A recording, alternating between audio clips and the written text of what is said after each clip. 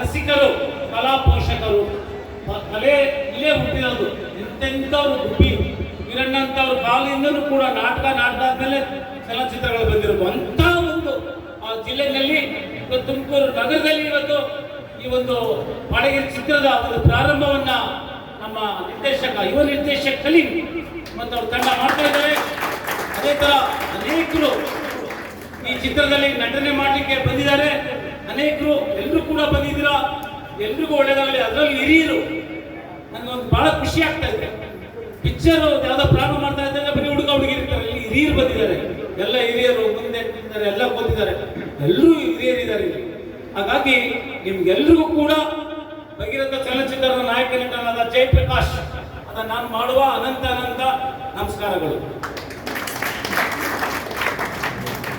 ಈ ಮೊದಲನೇದಾಗಿ ಪಾಳೇಗಿರಿ ಅಂತಂದ್ರೆ ಮಹಾರಾಜರ ಕಾಲದಲ್ಲಿ ಪಾಳ್ಯಗಾರಗಳು ಇರ್ತಾ ಇದ್ರು.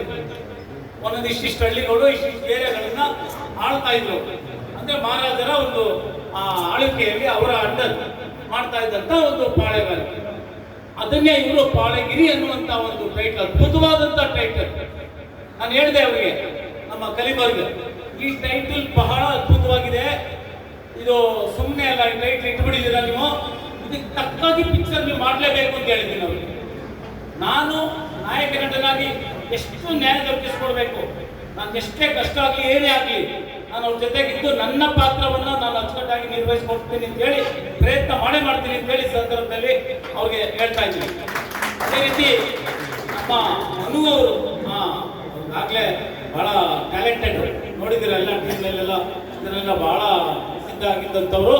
ಅವರು ಈಗ ನಮ್ಮ ಚಿತ್ರದಲ್ಲಿ ನನ್ನ ಜೊತೆ ಮಾಡ್ತಾ ಇದ್ದಾರೆ. ಬಹಳ ಖುಷಿ ಆಗ್ತಾ ಇದೆ ನನಗೆ ಅವ್ರು ಮಾಡ್ತಾ ಇದ್ದಾರೆ. ನಿಮ್ಮ ಕಾವ್ಯ ಬಗ್ಗೆ ನಿಮಗೆಲ್ಲ ಗೊತ್ತೇ ಇದೆ, ಅವರು ಎಲ್ಲ ಒಂದು ಬಹಳ ಜನಪ್ರಿಯ ನಟಿ ಕೂಡ ಆಗಿದ್ದಾರೆ.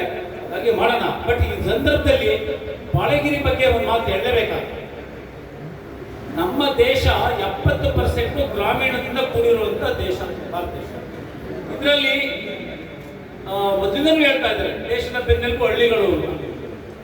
ಹಳ್ಳಿಗಳು ಅಭಿವೃದ್ಧಿ ಆದ್ರೆ ದೇಶ ಅಭಿವೃದ್ಧಿ ಆದಂಗೆ ಅಂತ ನಿಮ್ಗೆ ಗೊತ್ತಿದೆ. ಪ್ರಥಮ ಬಾರಿಗೆ ನಮ್ಮ ಕರ್ನಾಟಕದಲ್ಲೇನೆ ಬೋರ್ವೆಲ್ ಕೊಟ್ಟಂತಹ ನಜೀರ್ ಸಾಹೇಬರು, ಅಲ್ಲಿಂದ ಶುರುವಾಯಿತು ಕ್ರಾಂತಿ.